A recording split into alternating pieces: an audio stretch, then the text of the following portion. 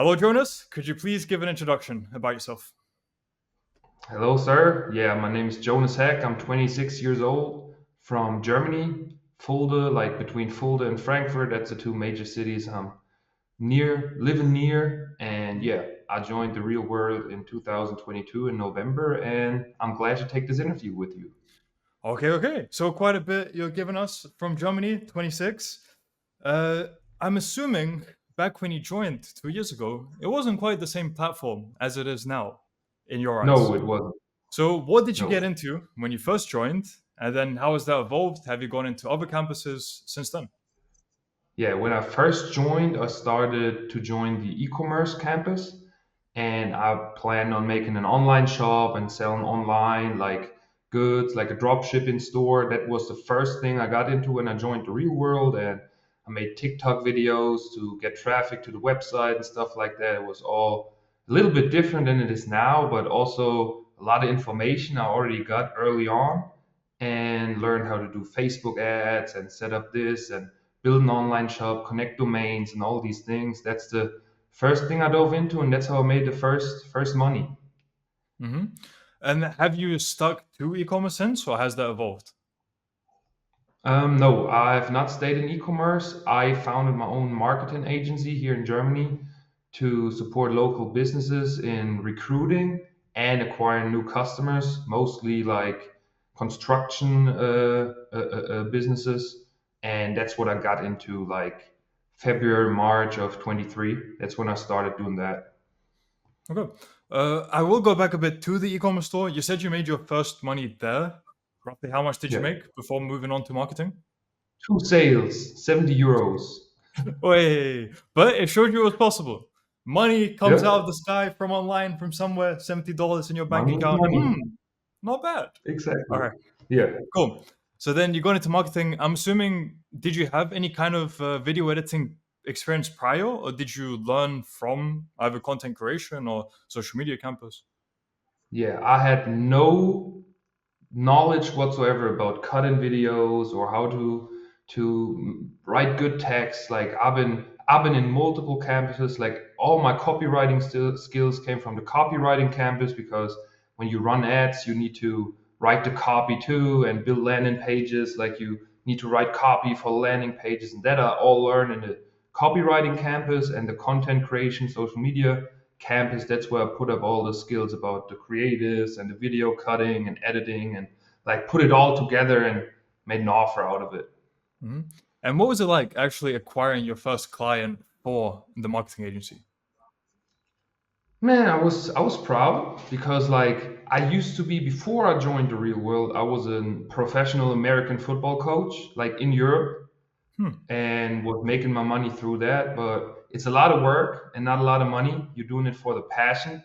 And I won German championships, European championships, and that it was quite successful. But I wanted more for myself. I wanted to make more money, want to be independent, like not having to watch my mouth and referring to a boss and stuff like that. So I was really happy to within like 4 or 5 months get a real customer like delivering results. He was happy, I was happy, and he referred me, and I got new customers out of it, and like great experience overall. Mhm. What was the actual process of landing the client? So for people who are outreaching and they're thinking, man, does this really work? Is this too saturated? I don't know if I'm going to get a client. How did you outreach to that client and how did you actually end up landing them?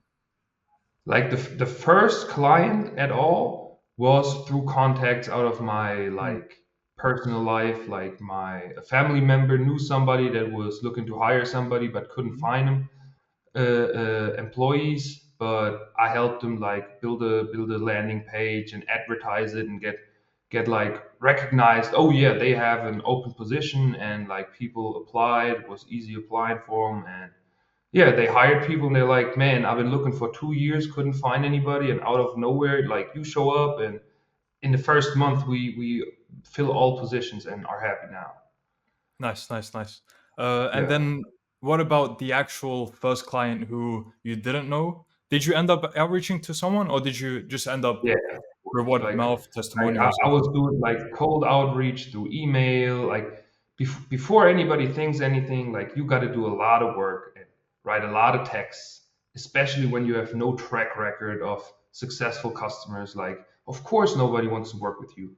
You got no track record of proven results or nothing. Of course, you got to write 500 emails and 70 Facebook messages and Instagram and whatever, like till somebody says, yeah, let's talk. So that was my second and third client. They both came out of outreach to Facebook and also had great results for them. Mhm. And did you actually get on a sales call with them? I guess at that point, you knew what you could actually offer because of your first client. So I'd assume it was a bit easier to actually then land them and maybe show them a case study as well, right? Exactly. Like I said, I had already worked with a client, delivered results, and like first you go through a couple of texts, then they're like, yeah, let's talk on the phone. And you talk for like 15 minutes. And then you schedule a real sales call that took about 60 minutes where I described, like, this is step by step what I'm going to do. This is what you need to do. Like, basically nothing but call the people and like sell to them the job, or like to the other customers, sell to the client your service, like you always do. And yeah, that's how like I sold, and then I Mhm. started delivering results. Okay, very cool. So with the present day, how much has what you've done resulted in income that you can relate to the real world? Yeah, like since like you gotta say it's now almost exactly to the day 2 years since I joined the real world. And when I first started, I was having severe health issues, like in and out of the hospital. That's why I had to get out of football and start like embracing something. Like I was sitting at home all the time, dizzy, couldn't breathe, in and out of the hospital. That went on for months.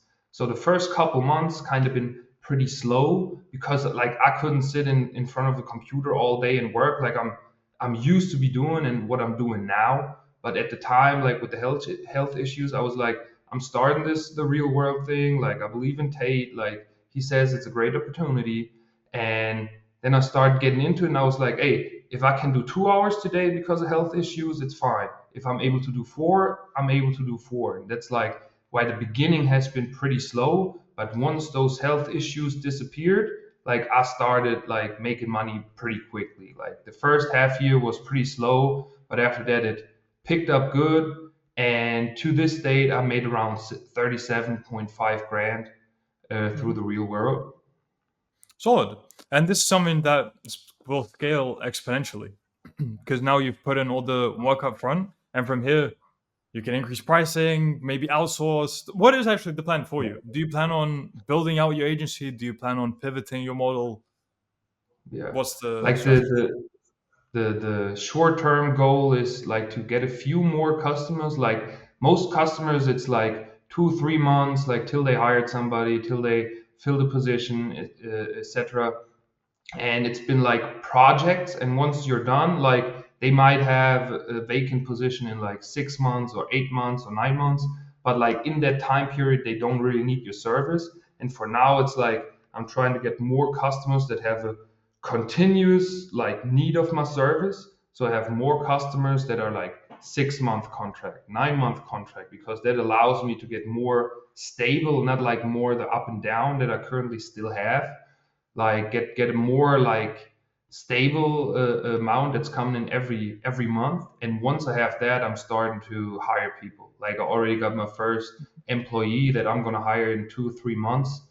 And yeah, that's the immediate future. And in the future I want to scale it and hire real staff and operate a real business and get a real office. I got a small office of like 30 square meters, which is enough for me and maybe one employee. But once there's like a second or third, like I need a real office with multiple rooms and stuff. So that's a goal and that's a plan, and it'll happen.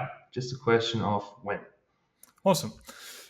Since you mentioned the American football Yeah. injuries, was that concussion based or something else? Just wondering. No, sir, it was my knee. Like I hurt my knee at 18 years old.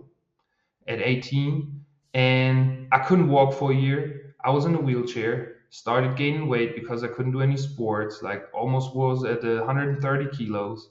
And I still try to work out, sitting down, do some bench press and some shoulder press and stuff like that. And worked out every day, but like you don't burn the same amount of calories. So I kept on eating and I gained a lot of weight. And then I had 4 surgeries. Like for 1 year, I couldn't walk at all. And for 4 years, I had to limp. But I was like, always my mentality. That's one of the things that resonated with the Tates and me the most because they are always saying, no matter what cards you're dealt or like what your situation is, just make the best out of it, give your absolute best effort, and then the result have to be positive or has to be positive. Mhm. And yeah, then I started when I got the injuries, I started to get into coaching because like I couldn't walk. Every doctor was like I was at the best doctors in Germany, like sports doctors with real track records, and they're like, "Hey, brother, be happy if you can walk again without pain. Forget about football." And I said, I'm gonna play again." So I came back for like one game, played like 4 or 5 plays, and then I was like, nah, I'm retired now, focusing on coaching, and got into coaching and won a German championship with a team, like as an assistant coach, not the head coach, but assistant coach, and German championship, European championship. With the team I'm at now, like we already won 2 local championships. Like it's been quite successful. But in football, American football in Europe, there's no money to be made. Mhm. Just a Yeah, yeah, pure heart and passion. yeah. I asked because I did American football for about 6 months when I was in university. So yeah, I know a Ah, bit about nice. it. So yeah. Interesting. Um, okay. And do you mind if I ask, how did the knee injury happen at 18 years old? Yeah, like I always had knee injuries or knee problems. Let's say knee problems, like from 12 years on. And every doctor always said, nah, it's just growth and like it's normal in your age, like puberty, like it hurts sometimes, like push through and like that was always the consensus. And what happened, like the bone inside my knee, like how should I explain it in English? Like it broke inside the knee and the cartilage was gone, the bone was gone, and like Mm. let's say this is your knee and this is how it works, like and now this part here is missing, cracked out. Now every movement is like and like it blocks itself so you can't even bend your knee. I had a stiff knee for a year and like terrible. But like through that, I learned so many lessons, and it toughened me up, and it showed me who the real people were in my life. Like, and every adversity like brings out something better than you had before. Indeed. Okay, that was quite something. All right, Yeah. so moving on from it, uh, what does your average day look like now then? My average day, like I get up in the morning, usually take my daily walk of about 30 to 45 minutes, and I'm always trying to save up the emergency meetings and all the stuff the Tates put out. Like I save that for my daily walk. So let's say there's a 1 hour 30 emergency meeting that lasts for 2 days. When I'm walking around, I'll listen to that and like start like my mind is listening to the podcast, but I'm like planning my day and what's going on. And I usually have my first work session 9 to 12, then I get a quick lunch, then 12:30 to about 4:30. I go to the gym till about 7. Then I have twice a week I give personal training just on the side. 2 times a week we have football practice at night, and usually I'm done with that by 10:30. Then I get home. Sometimes I do a second gym session, about like just 60-minute quick session, and sometimes I just get home, get back on my laptop, and keep on working. And on the weekend, sometimes like half a day on the weekend, enjoy time with family or friends, or on a Sunday, drive somewhere a half a day. But like I'm 7 days, I'm always working. Like during the week, I do nothing but work. On the weekend, work and do a little bit of socializing. Yeah. Mhm. I'd imagine you really appreciate actually going out and being able to walk in the morning. It's like you do those Yeah, walks out of appreciation in part as well, because unlike other exactly. people who haven't experienced any kind of leg injuries, they take walking for granted. And you, I did imagine like actually being able to 100%. wake up and go for a walk after not being able Yeah. to do so properly for basically 5 years, like 1 year no walking and then 4 years limping. Man, you like Yeah. truly actually appreciate being able to do it.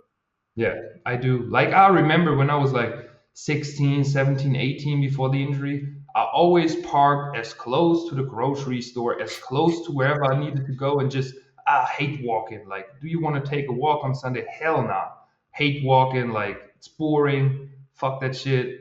And once you're not able to do it for you, you park away on purpose and you just go out in nature and you just like just getting out of bed without pain, just being Mhm. able to like stand up and bend your knee and like those small things you just get big amount of appreciation for that stuff because it was taken away from you at such an early age. And Yeah. yeah, I Yeah. really truly enjoy just walking.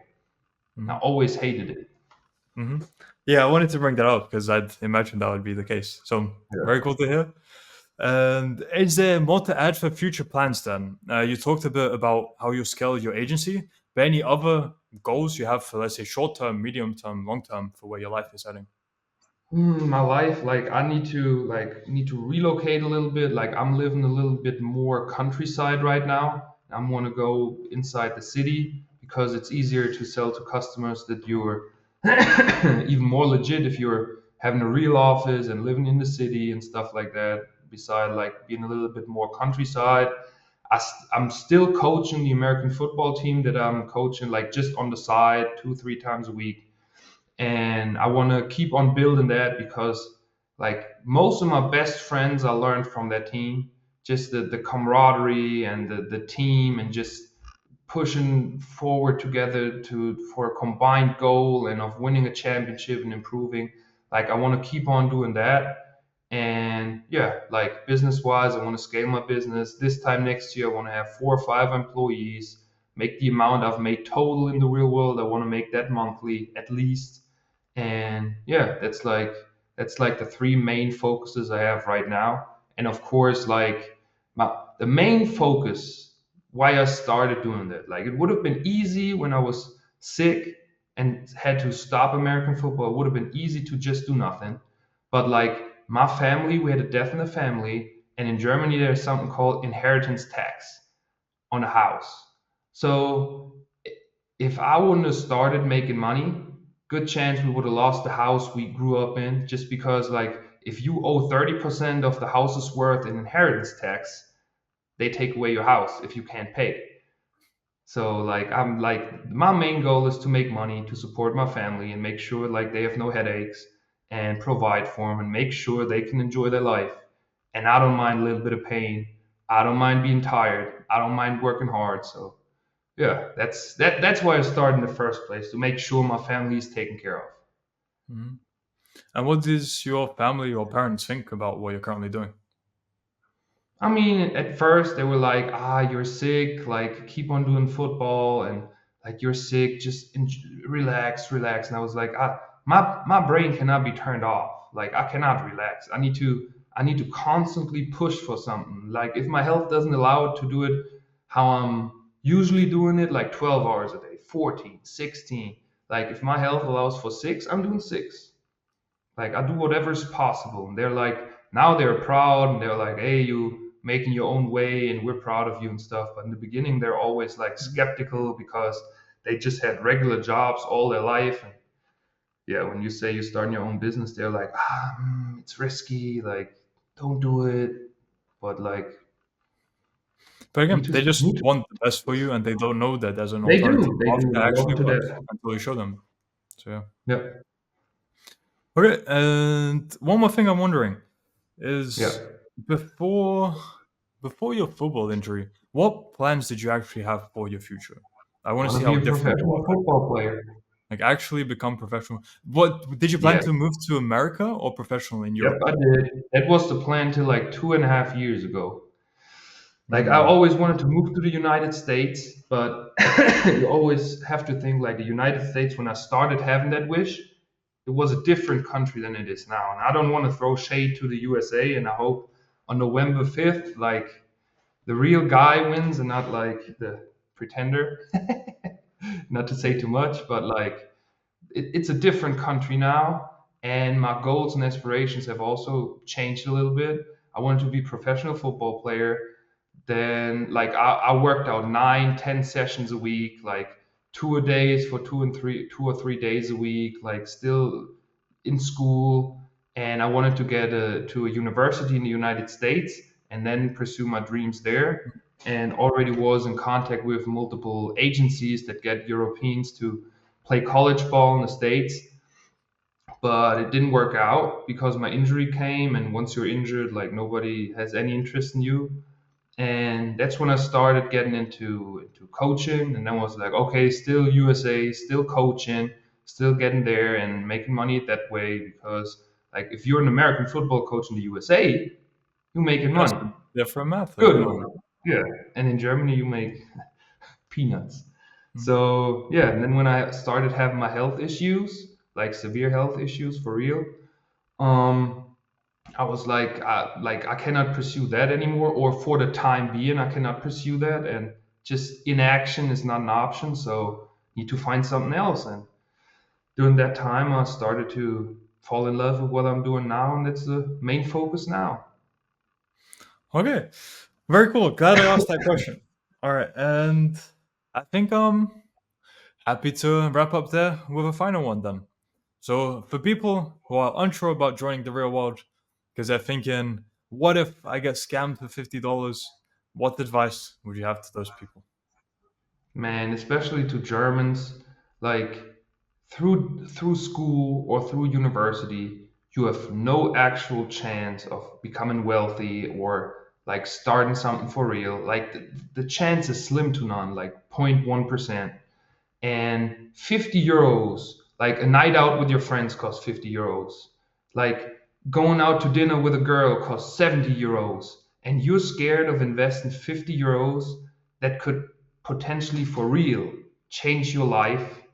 Like you deserve everything that's happening to you.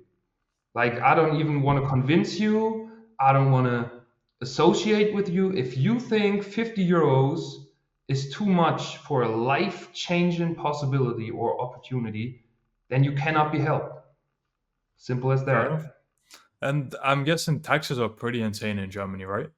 Yeah, In highest general. taxes in the globe. Like once you're above like I think 60 or 65 grand a year, in profit you pay close to 50% in total giveaways. Like I think 40% is taxes, then health insurance is pretty expensive, then you have like uh, pension you have to pay. Like if you have your own business you don't, but like if you're an employee, like Crazy. they rip you apart in Germany. And if Crazy. you're like there's a lot of things you don't go to jail for in Germany, but for tax fraud you go. Damn. So yeah, it's people say it's stable to go work for a job, but you're getting 50% off your salary in taxes, Yeah, and the company doesn't actually care about you and will replace you yeah, probably for with AI sure. automation coming soon. So yeah, it's Yeah, you're pretty gone. insane. All right, so Jonas, for people who want to find out more about you or contact you, where could they do so? Yeah, they can. You can find me on Instagram, Jonas underline heck 132 because my birthday is February 2nd, so 132. And yeah, feel free to reach out, especially my German friends, but also like any European, American, wherever you're from in the world. If you got questions about how I did it, like I have not done it yet. Like I'm still early on in the process, and there's big things in my future. I know that for sure. But like just the getting off the ground, like a plane does, like it's the hardest part. Once you're flying, it's like it's easier, but those first 1,000 emails, those first 300 text messages on Facebook, the first 3 or 4 clients that are successful, that is the hard part. And once you get there, you'll see it'll get easier. Not easy, easier. And there's unlimited possibility. Exactly. That's a common theme that keeps coming up. Most people give up during that phase of when you need to Of put in the course. most amount of work at the start. But it's the But hardest then, part. if pardon, It's the hardest part. Of course yeah, they give up exactly. there. And once you actually make it through that, it does become exponential. So many people who I Yeah. do follow up interviews with, it it's within the interview. You see it for yourself, just how much more money they make by the second interview than the Yeah. first, usually. So yeah, it will be interesting to see follow up with you. Give me a message in Looking maybe forward three to to it. six months. I think will Yeah. be cool to document your progress. And yeah, until then, all the best. Man, I appreciate you, appreciate your time, appreciate you reaching out to me for this interview. Like, and everybody that wants to reach out, feel free. I'll answer.